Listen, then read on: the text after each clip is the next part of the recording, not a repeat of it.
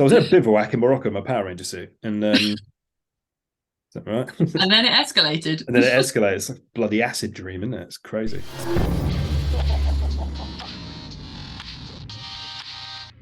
Welcome to Is It Fast, the podcast from Is It Fast Media, where we talk about motorsport, automotive, lifestyle, and all the things in between. And today we have an individual that probably encapsulates all of those things. We are joined by Checks Notes, Girl on a Bike. I believe you were actually given a name from birth, however. So, Vanessa, hello.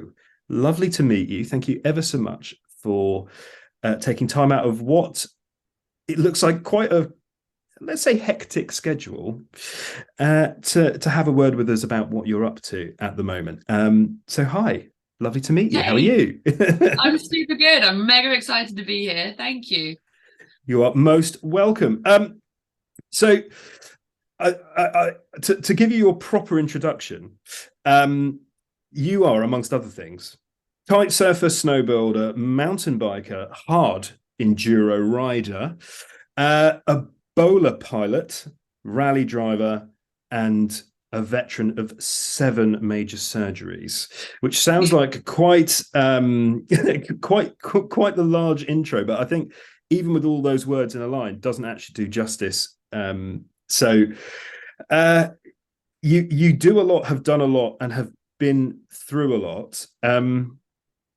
But girl on a bike, I guess for those of us who are watching and listening that don't know why you are a girl on a bike, what's made you want to do all these things, and a little bit about your journey to this point. Yeah, okay. So I love that intro of all of the sports and then all the surgeries. People are probably thinking, well, obviously, if you do extreme sports, you're going to have surgeries. They're not connected in any way at all. My surgeries were actually a result of a pretty horrific, life-changing accident where a car jumped a red light and I didn't come out of that very well. So I'm the girl on a bike, known as also the Vanessa Ruck from birth, but I describe myself as a motorcycle rider, racer, adventurer, and more recently also a car rally driver, pilot. I haven't quite figured out what you say. I keep saying I ride a car, but you don't. Uh, and yeah, my journey to become a girl on a bike really started following this big accident in 2014 where my life was turned upside down. I was an extreme sports junkie before that. All the kite surfing, the wakeboarding, all of those things you said, my life literally revolved around being fit and active, pushing myself physically and mentally. I'd cycle to work every day, 16 miles. I'd gym in my lunch break. Weekends were chasing the wind, wakeboarding, all that kind of stuff. And my lifestyle, my friendship circles, my hobbies was extreme sports and being very fit and active. I think if I could go back in time, I'd definitely thank my body for what it Mm-hmm. used to be able to do. Because in the biggest thing is that it didn't hurt. And now, as we sit here talking, I live and manage chronic pain as a result of what happened to me in March 2014. So I can go into what happened if you like. It was a pretty normal Tuesday, really. Yeah, until it wasn't, I guess. So car drops a red light. You're on a bike. I'm on a Is bicycle. I was on a not an active motorcycle rider back then, which is another thing that Interesting. doesn't necessarily make my story all that obvious because you're like, hang on a minute, you nearly died being hit by a car on a bicycle, Yeah, and you decide to get on a motorbike to help you with your mental health recovery. And you're like, yeah, yeah. That's yeah, it's no, my mum wasn't pleased about this decision. yeah. I can imagine. Yeah, I can imagine. Mummy Rock is still not particularly pleased potentially with some of the direction. Okay, so you're on a bicycle. A car, fails to do the most basic of highway code driven things. Skips a red light, and you end up in hospital. Um, Yeah, so the crazy thing is that at the scene of the accident, I wasn't a horrific mess. I wasn't scraped up by paramedics, went to hospital in an ambulance, got discharged later that night with bruising. Now, if we fast forward 7 years, which was the bulk of my recovery, I pretty much had one surgery every year for 7 years, and I now have a reconstructed right shoulder and right hip.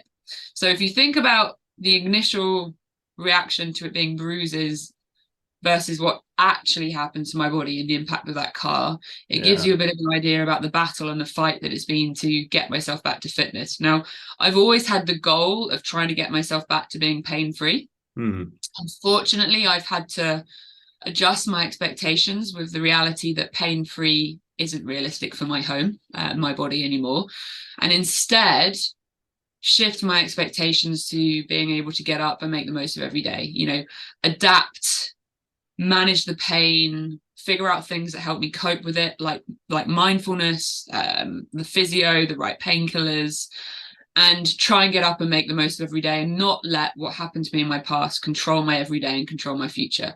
Now, a lot of people look at what I'm doing. I've done some of the most extreme off-road motorcycle races in the world, ones where you're out in the desert in Africa for 8 days, navigating off a road book, piece of paper, on a scroll on your handlebars, on your own in sand dunes.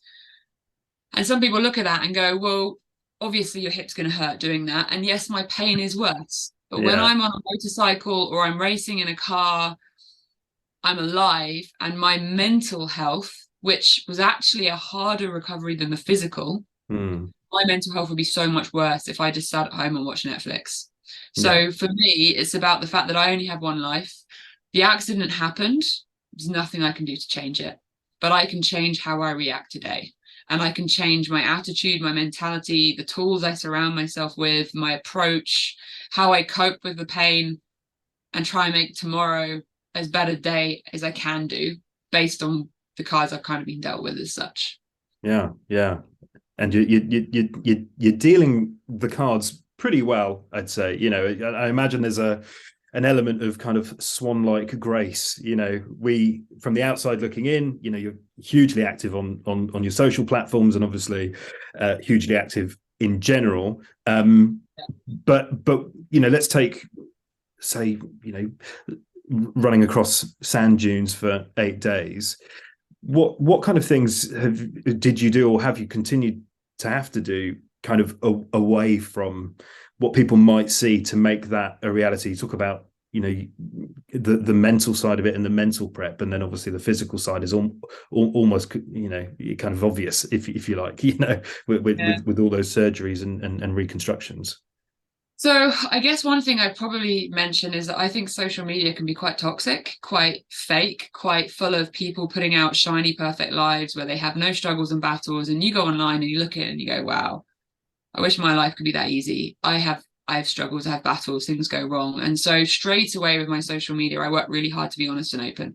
So if you find me, the girl on a bike, on social media, and you follow me, expect to see me crying, expect to see me having days where I don't know if I can cope with the pain, having days where, actually, I don't know if I can keep doing this or should keep doing this, or, I get imposter syndrome. I look in the mirror and don't like what I see. I doubt myself. All of those things are totally normal and human. And so I'm very honest and open on my social media, which maybe leaves me a little bit vulnerable, but I think the world doesn't need any more perfect, shiny, fake lives on social media. Now, when it comes to battling on through some of these races, like literally day before yesterday, I got back from a 3-day desert rally in Qatar in the Middle East. And then my next one's in April is another big 8-day rally. There's a lot of preparation in terms of my fitness and trying to be the fittest I can be to be on a bike for that length of time. Some days I'm racing between 9 and 13 hours. And you get 2 or 3 20-minute fuel stops in that day. It is incredibly physical. Yeah. So the fitness beforehand is really important. The nutrition, what you put in your body. I have the most incredibly healthy lifestyle and diet. Not because I'm on a diet, but because my body struggles as it is. And if I put bad food in it, it struggles even more. If I put good food in it, I have energy, I have fuel, and I can get more fitness out of it. I then have the actual pain management side of things. I don't go anywhere without a pack of painkillers or 2 different types. I'm okay with that. I've accepted it. This is my body, and this is how I can cope with what I do. I think painkillers are your worst enemy and your best friend, and I have to be careful to manage them on all levels of the brain, the addictions, what it does to your body. They're horrible things, but if it enables me to get up and make the most of the day and cope with the body I have, That's what I do. I do a lot of physio and strengthening to keep my hip going. My shoulder's really good. My hip is the one that's chronic pain. And then the biggest thing, which I think is the most important thing, is what's going on in here, in your mind. And it is incredible how much control you can learn to have over your conscious mind, which links to your subconscious mind, and all of your emotions come off what's going on here. So I like to think of it as like my trigger thoughts. For example, with dealing with pain, I will get an initial trigger thought where I'm like, my hip's really hurting. And at that point, I need to snap and go, no, mindfulness, Vanessa, we're not going there. Let's think about You something full else. name yourself. That's when you know, like, no, Yeah. Vanessa. No, Vanessa, you know you're in trouble when that happens. Yeah. No, And at that point, it's a case of going, right, I've got a few options here. I can either continue this thought process and start thinking about how much my hip hurts, how unfair it is, why did it have to happen? It's not fair. Why can't they fix me? Why can't I have a different body? You start to go into this downward spiral where you end up getting upset and emotional. I start crying. My husband will get upset because I'm upset. And then at the end of it, I'm in the exact same body, exact same pain, but now I'm upset. Instead, when I get that first trigger thought, I go, no, Vanessa, what can I do? What is in my control to help my situation? Do I need to sit down? Do I need to stand up? Do I need to take a painkiller? Do I need to do more physio? Do I need to change what I'm doing? Do I just need to take a moment? Or do I need to just try and think about the birds singing or play music or ring a friend or distract myself from the pain and try and do something about it or move on from it? And then I don't end up upset and crying because I'm in the same body with the same pain, but I don't get emotional. And that's a really kind of top level way where the ability to be more aware of your thought process and the impact of it is a critical part of me coping with the body that I have. When I'm in a race, I'm not going to lie to you, I have quite a few moments where I'm like, what am I doing in the desert? What are my life choices? This is ridiculous. But at that point, I've already made the decision to put myself there. Yeah. And I sure aren't going to give up. I managed to get through the accident and those surgeries. I'm on a bike in the desert and I'm going to fight until I have nothing left. And it's a bit of stubbornness, of a determination to try and make the finish line, I suppose. Something that screams out, you know, and it's an incredible story of will and learning. You know, I'm sure if you could go back 7 years and speak to the Vanessa that, you know, was just about to come out the junction or whatever, I bet she didn't know all these things potentially about mind over, you know, I say mind over matter. That's, you know, I'm not trivializing it, but the importance that your conscious, subconscious, and has over being able to move around and deal with the everyday. As a lay listener, it's still quite a big jump between recovery from being on a, you know, essentially just a push bike on the way to, you know, final destination kind of work, lunch, whatever. And Carl, this, you know, I've gone through this. This is hellish. Let's stick a combustion engine in between my legs and go for it. What was that moment? Why did you kind of go, actually, this is tough. I need to go quicker over sand and mud. I think this is probably where my life will take me. What was that? What was that moment?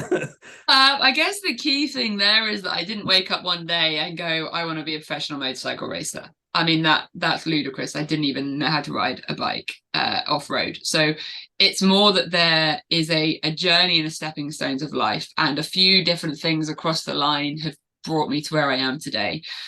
So the first one was I was no longer able to cycle to work anymore. Now, my recovery over the 7 years was like a roller coaster. Not a really fun one where you're like, woohoo! One where you have the highs and the lows. And the lows were bedbound, depending on my husband to help me go for a pee, needing him to help me get dressed, not being able to get down the stairs, huge amount of pain. You know, like the day where I was able to put my own socks on, I mean, that was huge. Being able to go to the toilet on your own so you don't have to use a bedpan. And there was long periods like that at the bottom of the roller coaster. And then I'd start to get a bit fitter, a bit more active. My rehab would be going well. And I get to a point where I'm a bit more able, not able to do my sports, but maybe able to get on a motorcycle. And each time, unfortunately, the human body is a very complicated, complex thing. There's also some human error in my treatment process. And sure enough, I kind of get to a point where you're like, you know what? No, I hurt. I'm 28 years old. I shouldn't be this dependent on painkillers. No, I'm 30.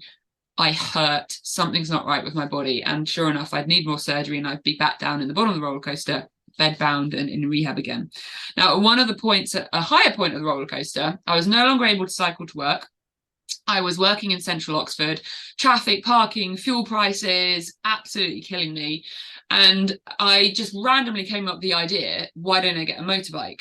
Now, it's probably worth mentioning that I got diagnosed with multiple mental health disorders after the accident. You know, the obvious like depression, change disorder. I didn't even see myself as me and talked about myself in the third person. Fear of the road, like clinically diagnosed with a fear of the road. So getting on a motorcycle was not a natural idea.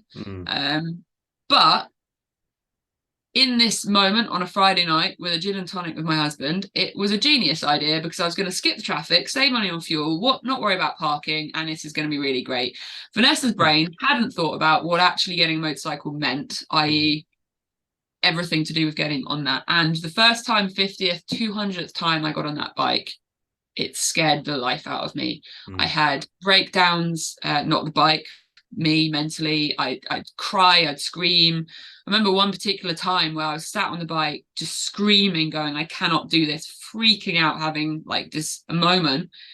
And again, mindfulness played a big role of this. It was like, come on, Vanessa, look at you. You haven't even left the driveway. Like, you're not going to die right now. And it was small steps. I started to, you know, get on the road and started commuting. And then what no one warned me is that motorcycles breed.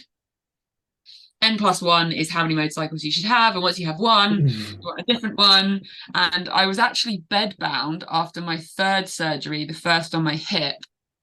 I woke up in the morning and I turned around to my husband. Well, I didn't really turn. I kind of rolled awkwardly and I was like, can I get a dirt bike? And he's like, what? Like, look at you. You can't even get to the toilet on your own. And I'm like, please, it'd be amazing. And I wanted to learn to ride off-road. Couldn't walk, but I got a very supportive husband, and it's a good lesson, actually. Surround yourself with people that support you and say yes when you come up with crazy ideas. And I'm a big supporter of goal setting, crazy big stretch goals. So we went out and got me my first dirt bike. It was a really little old Yamaha, and it was 5 months until I could even sit on it. But it was sat there as a reminder every single day when I didn't have the energy to move, when I couldn't find the power to do my physio. I was sat there going, come on, Vanessa, we need to go ride. And I still remember that first day getting on that bike. Oh my goodness, it was like I'd never ridden a bike before. If you think you're a good motorcycle rider on the road and you've never done off-road, you haven't got a clue. When you go off-road, you'll be like Bambi on ice. But I immediately was hooked. My extreme sports of the kite surfing, the wakeboarding, all of that kind of stuff, I wasn't kind of in a position to go back to, but I think the biggest thing there was my mental protection of myself. I had expectations of how I feel or felt, how my body responded, what kite surfing was like for me. And my body is now very different. I have pain. And I knew that if I went back to, and I have since, when I go back to it, I would compare myself to how I used to be. So guaranteed there was going to be a huge expectation drop on how I used to be to now. Whereas off-road motorcycling was this completely new world. I don't know how my body used to feel off-road on motorcycle because I'd never done it. And I also feel like I am one of those people that kind of goes all in. And I was kind of committed. I want to get better. I want to learn. I want to get more capable. I want to improve my skills. And so it was kind of on a mission. Now, since I got that dirt bike, which was 6.5, probably maybe nearly 7 years ago now, I've had another 4 surgeries. So there's been lots of bottom of the roller coaster where I haven't been able to ride it. But when I have been able to, I've been really focused on trying to get better at riding. And I then decided to set a crazy goal of doing a race, and I started racing about 3 years ago. And yeah, let's just say that escalated. yeah, it's become somewhat of a problem child. But you know, I think it's fair to say you're doing okay competitively, and in terms of where you found yourself, and I mean that in terms of kind of found yourself as a person. I guess found yourself as kind of, I guess, Vanessa 2.0, kind of rebooted and revamped. I've gone through probably some of the darkest days I can imagine. I don't think I realized that you could struggle so much with pain, with mental health, with whether your whole existence as a human is ever going to come out of this black dark tunnel that you're stuck in. And I had a realization that if I could go back to 2 minutes before the accident, what would I change? I wouldn't change a thing. And it somehow feels really sadistic that I would not necessarily choose to have the accident again, but I wouldn't stop it happening. And that's because of, the Vanessa 2.0, the stuff that I've learned. Yes, I wish my pain would go away, but I've got more appreciation. I've got a way better grounding of like gratitude of what's important, like little things like what's worth arguing with your husband or your friends about, or what actually makes you happy. It's not working extra hours in an office for more money that you even need. It's about experiences and friendships, and that kind of grounding that a punch in the face from life gives you. I'm so grateful for. I mean, the girl on a bike or the girl in a bowler wouldn't even exist if it hadn't happened, which is pretty cool. I'd probably still be in an office job working in marketing.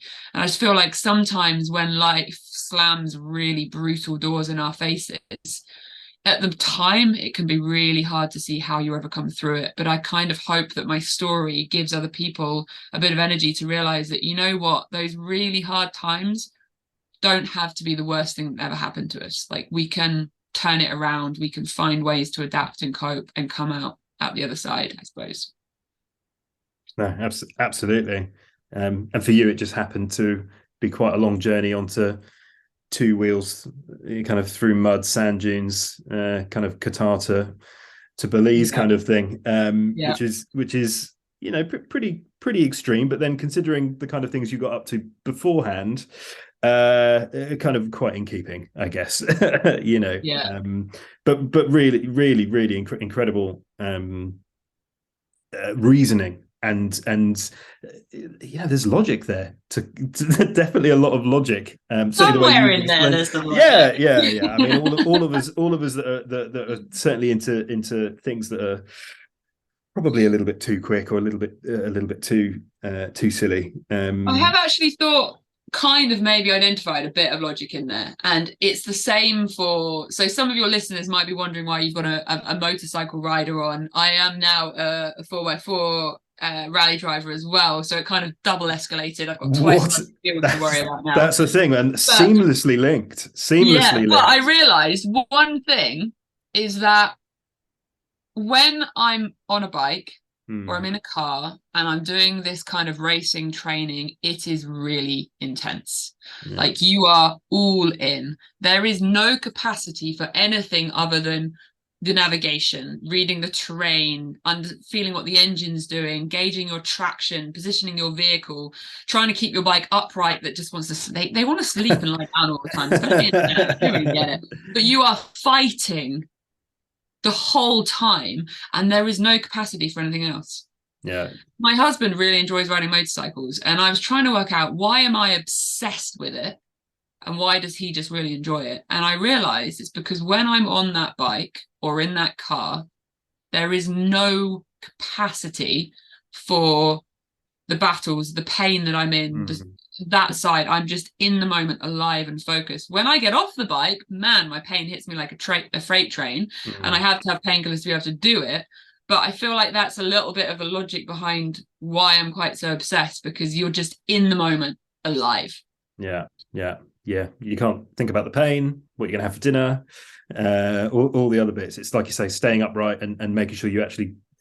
I mean, it's a mad, crazy set of skills that you need to employ. So I'm not surprised. But as you seamlessly introduced, your two-wheeled prowess is now without question. And you got a phone call. Okay. Yeah, so there's a tiny backstory to this. I was in a bivouac in Morocco at Rally de Morocco, which is one of the biggest, rally rounds in the world. They've got all the trucks and the cars and the motorbikes. I was there on a motorbike, and I met Dave Marsh from Bowler Land Rover. Yeah. Chatting away, he wasn't there with Bowler, but whilst having a conversation with him, a Bowler Wildcat, so one of the traditional bowlers, went past. And let's just say, when I was 14, my bedroom was basically a pin-up of bowlers. Like, I still am obsessed, but like dream car, best thing in the world. I still remember the first time a bowler. My dad took me to a rally at Eridge Park in Kent, and this bowler went past, and I can still see the whole scenario in the car and the sound of that V8 as it went past, like orgasmic. Anyway, I'm talking to Dave Marsh, and this thing goes past, and yeah, Vanessa suddenly turns into a 2-year-old, and it's like, oh, bowler, and he's like, who is this girl? What? This is weird, but she clearly likes bowlers. Yeah. Anyway, he randomly calls me up at the end of last year, being like, what do you reckon to doing a rally round in a bowler? And I'm like, if I had 4 thumbs, I'd put all of them up. I've only got 2. But how do you even know I can drive? Yeah, I mean that's an awful lot of faith Yeah. that was put into you on that one. I mean, by the way, just as an aside, every story should start with, so I was in a bivouac, because it like throws you right off. It's like, oh, Christ, this could be so many things that happens in a bivouac. Yeah, it's a bivouac in Morocco, and fun was had by all. Yeah, okay, so you get a phone call. And this is the beauty of what you do. You do collect, serialize, and share a lot of your journey for people, which is great. I got quite into your bowler training, as research before we spoke today, but it was not without its travails. It was tough. You put not surprisingly, you put the homework in, and took them up on all that, which was a good thing. How different is a standard Land Rover product to what you found yourself in? Because you've gone out competitively now, haven't you? Yep. How was that learning curve for you? Was it kind of like, oh yeah, I'm actually okay, and then suddenly, wham, you're in a bowler. 14-year-old Vanessa's like, this is great. There's a dip. Like, how did that? What was going on? Rabbit headlight, big time. When you think about the cost of one of these machines, 2.3 tons with 300 horsepower of energy. When that thing doesn't want to go where you're thinking you're going to go, you're going to get in trouble really, really quickly. So it's an amazing experience, but there's also a serious reality check. And yes, I'm in a roll cage, not just like loose on a motorbike, which gives you a little bit of security, but 2.5 tons is a massive vehicle. So a tiny bit of background on Bowler, in case anyone's not familiar. Bowler is the rally division within Land Rover. Land Rover own it, and it's the first production rally car in the world.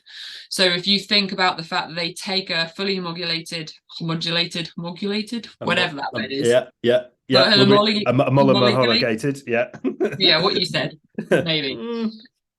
Defender, and they take that, they strip it down, and they turn it into a rally car. The key areas that they're doing is the safety and the strengthening of it. So rolled cage, additional strengthening struts, fire extinguishers, and then the suspension. So huge suspension upgrades. And then there's all the sort of things like the doors. You obviously can't have electric doors. They've got to be mechanical. There's a huge amount of work that goes into it, putting in, the rally seats, tires. It's a full rally car, but it's made on a production line at Land Rover. So technically, if they wanted to make 1,000 of them next year, it's a doer. It's a goer. Which is madness. And when you think about most rally cars, it's like little Fred in his garage and his little knowledge. This is serious research and development going into building a rally car. Now, I got to drive the standard Defender as the first stage of the sort of customer training. So if you wanted to go out and buy one of these rally cars, you can get this full training package. So you can go from effectively 0 to hero. I'm not saying I'm a hero yet. I'm on the journey. From having no idea how to even drive, what a rally car even is, what an event looks like, to building you up from being rabbit in headlights to right, let's go into the first competition. And so there's this whole kind of program that goes into it. Now, the first part was let's drive an original Defender. Not an original, a standard Defender. Yeah. Blinking, Molly, whatever. They are, the technology in that car is phenomenal. We had a bit of classroom stuff to understand everything that's going on from the traction control and how all the wheel sensors and everything works. And then we get to go out at their Eastmoor training facility. And that car has basically been designed to get an absolute incompetent driver. It's a learner car, right? Pretty much anything. Like that car knows more about the terrain that you're putting it through than most drivers will ever know. It is so unbelievably capable. Like, it doesn't want to slip and slide and fall, which obviously isn't great for a rally car. So what Bowler have then done is gone, right, Land Rover, you've built this amazing, clever car that does everything for you. Let's put it in Bowler mode and turn all of those electronics off and turn it into an absolute beast of a rally car. So actually there is an electronic process that you do in the car to turn it into Bowler mode, because if you say came off the track and went into a ditch, you put it back into fender mode and it will get you out of the ditch again. Whereas in Bowler mode, in that kind of situation where you're probably not going to get out, but in rally mode you can hang it around corners sideways and do all that kind of stuff. So it's an incredible... Do we have fancy Scandi flicks and all that? Yeah, I did some of them. They feel so cool. And you're like... Yeah, you just get out and just be like, I've won. I've completed it. It's fine. I did a Scandi flick in a Defender, basically. So you're welcome. Bye-bye. Oh, that's awesome. No, because I'm fully addicted. I need more of this. It's like legal crack. And not that I know what normal cracks... I'm just imagining what crack would be like. This is like legal. Yeah, we'll be clipping that up. Sorry about that. It's so addictive. So yeah, I did training. They put me together with a guy, Chris Cummings, who actually won the Defender Series last year as navigator. And I've done my first round of the UK Rally Series. My next round is Rally Nuts in whenever that is, in Mid Wales. And it's amazing how much of my motorcycle background helped me with four wheels. One of the bits that I kind of struggled with the most was that as a motorcycle rider, I was actually reading the terrain too much. Right. Yeah. That rock, that rut on a motorcycle could be life-changing. Whereas the Bowler is like, what rut? What rut? Like, it doesn't see so much of what I see. So I almost have to like downgrade my terrain reading to put the car through. So there was like, I remember the first lap that we did and I was in the passenger seat, which no one ever warns you quite how overwhelming it is just getting in a rally car, like climbing in, and then you've got this helmet that's strapped to your neck. You're like, I can't move. And then you get this 5-point harness in and you're just like, I feel like a 2-year-old strapped in a cage. And now we're going to go really fast off road. But no one warns you about how that feeling is. You get used to it quite quickly and you realize, you know, you don't need to look right because you're going that way. Yeah. But it's all part of that journey of discovery and going into four wheels. And I remember going around on that first track and I was like bracing and like trying to grab whatever I could hold on to. You know, the old S-bar was a bit farther away than my arms. But the car didn't feel anything because it's got such incredible suspension. It just kind of goes through. And yeah, I quickly started to relax a little bit. It's just amazing. Sorry, I'm really energized because it's just... Yeah, no, I mean, it has the power to do that in every sense, which is okay, awesome. So if you didn't get that, you're now driving bowlers. So that's just in case there was any kind of any room for misunderstanding. So you've had your first event. The next one's coming up soon. Relatively happy with round one, would you say?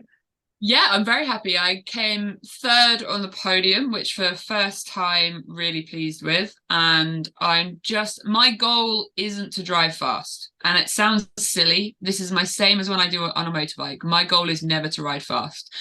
For my experience, riding fast is when you crash. Riding fast is when your skill goes, your line goes. My focus is on having smooth lines, putting the power down, the brakes down, putting the wheels where they need to be. And by being smooth, you are fast. And I know that from motorcycling, and we started to apply that with Chris's help and experience. And actually, our times on that first practice day, I was knocking like 20 seconds off a lap Wow. again, just by trying to be really smooth. So that's kind of my goal. Going into the next round, I'm sure I'm going to be absolutely terrified and nervous, particularly because this round is one of the full UK rally rounds, which means there's going to be loads of cars. It's not just the Bowler Defender rally series. Mm-hmm. It's in the UK one. So there's going to be all of the like Scooby-Doos and escorts and I don't know. I've got so much to learn. It's very exciting. But I can't wait. Yeah. Oh, yeah. And if someone wants to kind of keep up with that particular journey, or where do they have to go to watch you do that? So if you go on Instagram, Facebook, TikTok, and YouTube, also LinkedIn, and search for Vanessa Ruck or the girl on a bike, you will find me. Don't be confused by the bike part. The bikes aren't going, but there is room in my life for both.